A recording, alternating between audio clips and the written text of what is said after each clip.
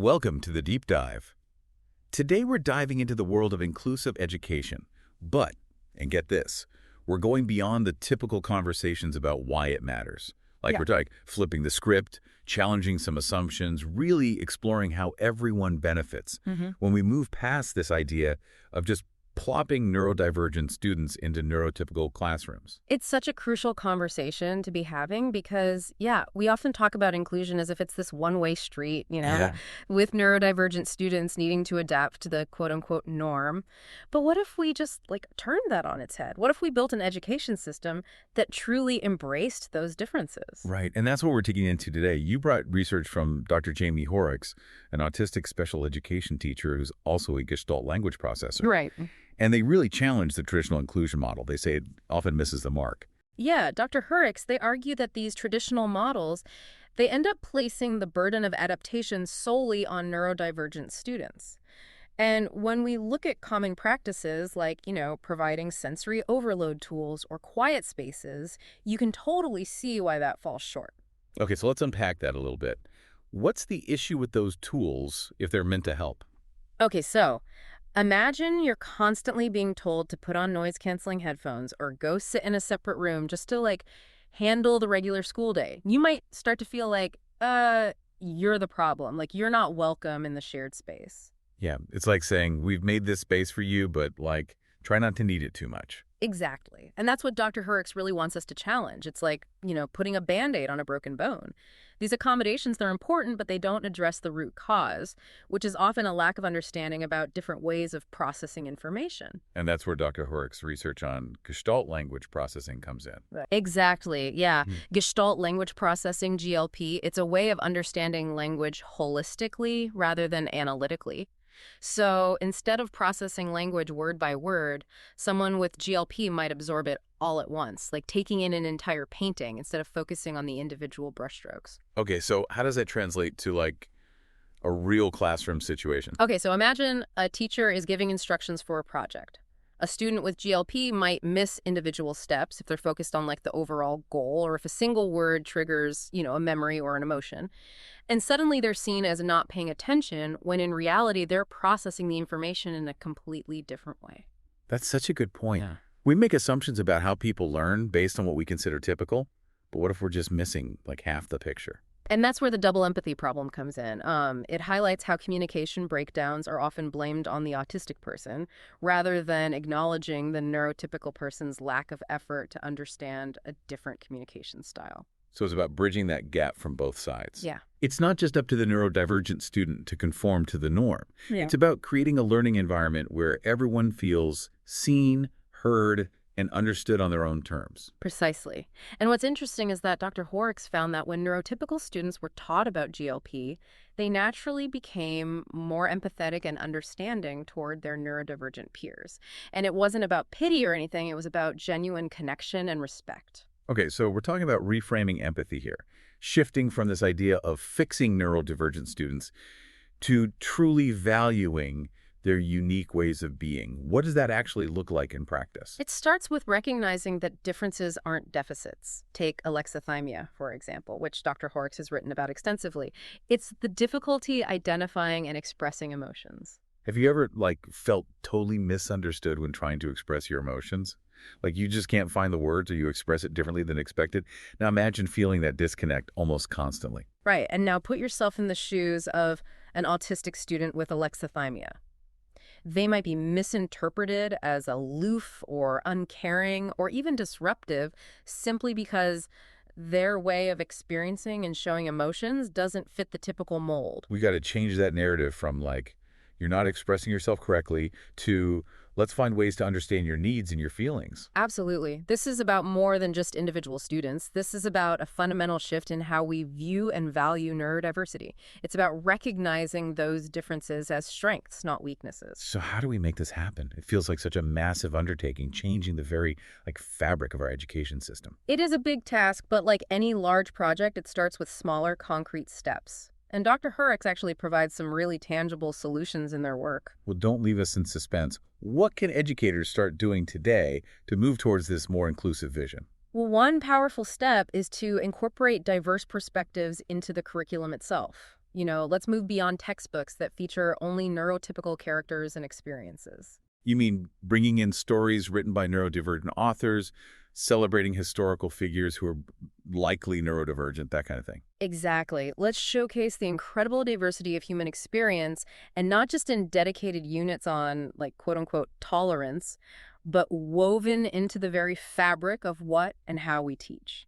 So it's about representation, but also actively challenging this idea of a normal way of being. Exactly, because when students see themselves reflected in their education, when they're given the language to understand and appreciate differences, it creates this ripple effect that extends far beyond the classroom. It's about planting the seeds for a more inclusive and equitable future. This has been incredibly insightful so far. We've talked about the limitations of traditional inclusion models, the importance of understanding different communication styles, like Gestalt language processing, and the need to reframe empathy as a two-way street. But how do we put these ideas into practice on a larger scale?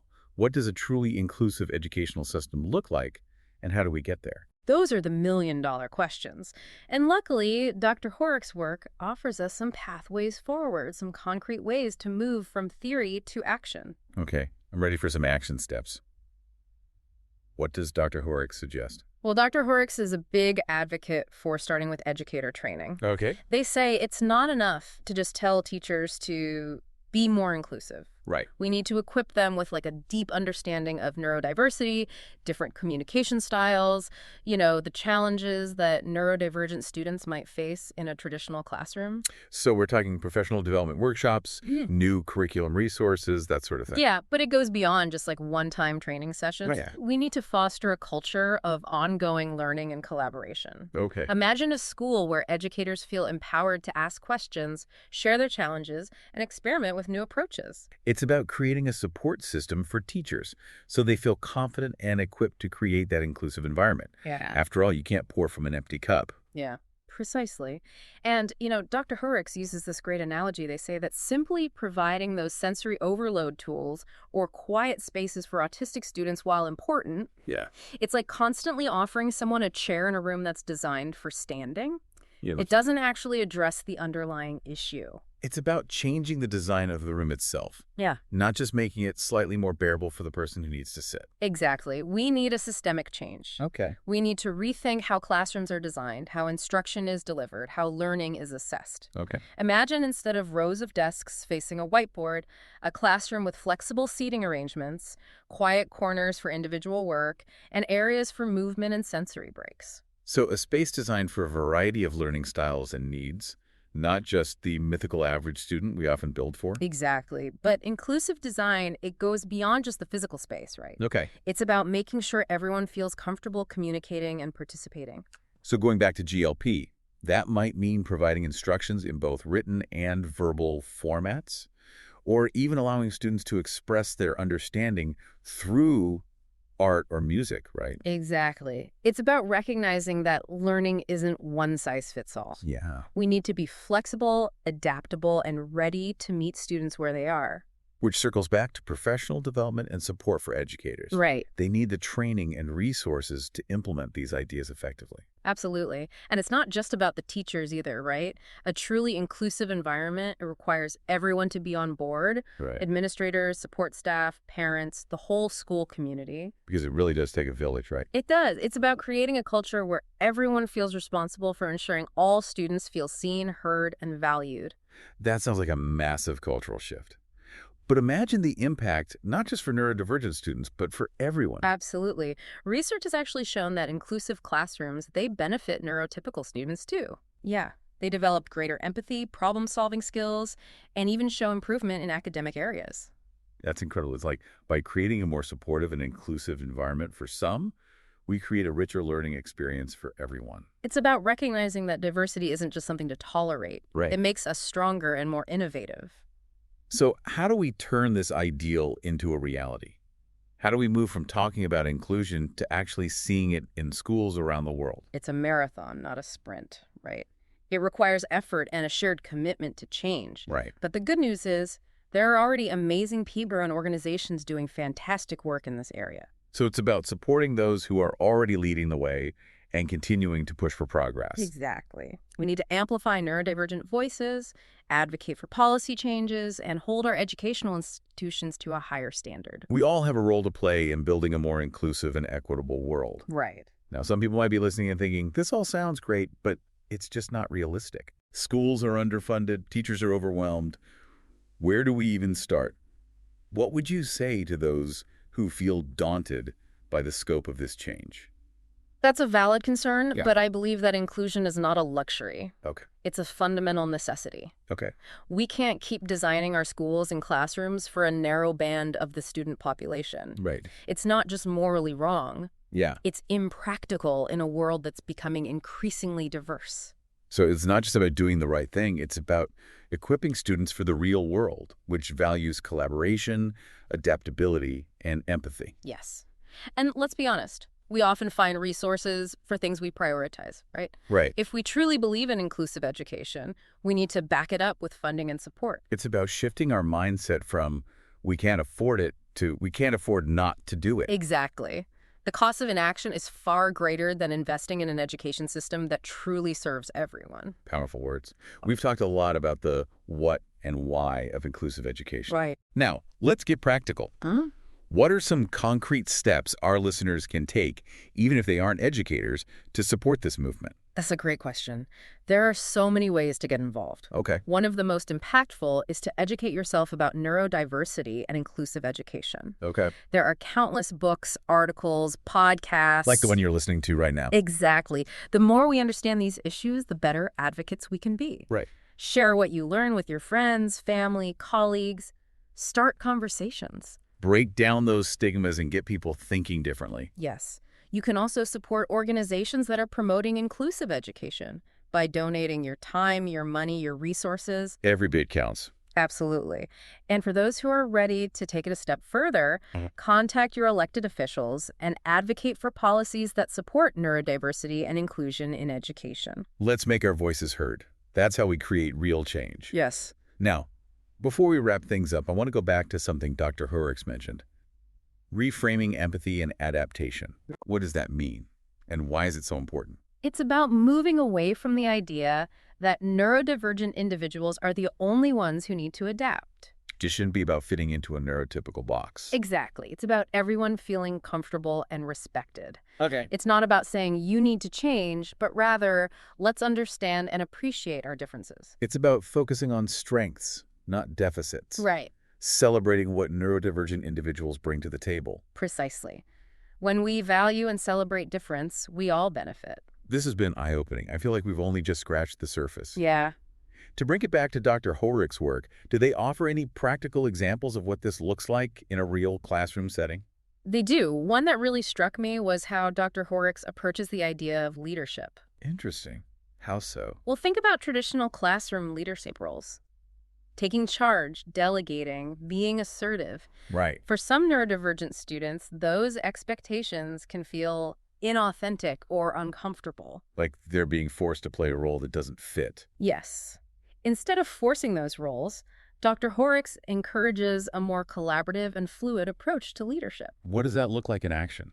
Okay, so instead of one designated leader for a group project, different students might step up to lead based on their strengths and interests. Okay. Or the group might work together without a designated leader, making decisions collaboratively. It's about recognizing that there are many ways to lead and no one right way to do it. Exactly. And that flexibility, it creates a more inclusive environment for all students. I love that. Such a simple but powerful shift in thinking. It all starts with awareness. Yeah. Once we question our assumptions, we open ourselves up to so many possibilities. This deep dive has been incredible. It has. I feel like a call to action. It is. Creating a more inclusive world is everyone's responsibility. And it starts with awareness, education, and a willingness to challenge our own assumptions. If you're listening to this and feeling inspired, know that you have the power to make a difference. Support organizations promoting inclusive education, start conversations about neurodiversity, and advocate for change in your own communities. Yes. Remember, different minds equal a brighter future. I'm going to say it better myself. This has been an amazing conversation. It has been. A huge thank you to our expert for joining us and sharing their incredible insights. And to our listeners, thank you for diving deep with us today. If you're hungry for more information on this topic, be sure to check out our website for links to Dr. Heyer's work and other resources. Until next time, keep those minds curious and stay open to new perspectives. So we've been talking about understanding and embracing neurodiversity. Right. But what if we took that like a step further? What if instead of simply accepting it, we started seeing neurodiversity as a source of strength, of innovation? Oh, that's a brilliant shift in perspective. Yeah, because we often focus on the challenges. Right. But what about the incredible potential? What if those unique ways of thinking, what if those hold the key to solving some of our biggest problems? It's about recognizing those differences as assets, right? Yeah. Like instead of designing a world that only works for some, we design one that taps into the strengths of everyone. Exactly. Yeah. Imagine a world where we leverage the strengths of neurodivergent minds, their out-of-the-box thinking, their ability to see patterns others miss, their creative problem-solving skills. Okay, paint me a picture. What would that look like in action? Okay, so imagine a tech company, right? They're tackling this complex design flaw. Okay. They bring in a team of neurodivergent thinkers, Okay. and suddenly they're seeing solutions no one else even considered. Wow. Or a city, right? Grappling with social inequality. Right. A neurodivergent urban planner might see connections and propose solutions that completely reframe the problem. It's like we've been trying to solve problems with only half the tools in the toolbox this whole time. Precisely. Yeah. And it goes beyond just problem solving. Okay. Think about the arts. Right. Neurodivergent artists, they often experience the world in incredibly unique ways, and that translates into these like breathtakingly original forms of expression. So it's about recognizing that those different ways of seeing and experiencing the world, those are like a wellspring of creativity and innovation, not something to be stifled or suppressed. Absolutely. And this applies to fields like technology, engineering too, right? Yeah. Many neurodivergent individuals, they have this knack for detail, pattern recognition, systems thinking, which are essential skills in those fields. It's really about like a fundamental paradigm shift. It is. Instead of trying to fix or accommodate neurodiversity, we start seeing it as an inherent strength, a vital resource that makes us all richer. Exactly. A truly inclusive society. It isn't just ethically right. Right. It's essential for our progress, our success in an increasingly complex world. Wow, this deep dive has been, like, mind-blowing. We've gone from, like, dissecting the shortcomings of traditional inclusion to uncovering this immense, untapped potential of neurodiversity. Yeah. It feels like a call to action. It is. It's on all of us to create a more inclusive world. And it starts with awareness, education, and a willingness to challenge our own assumptions. If you're listening to this and feeling inspired, know that you have the power to make a difference. Support organizations promoting inclusive education, start conversations about neurodiversity, and advocate for change in your own communities.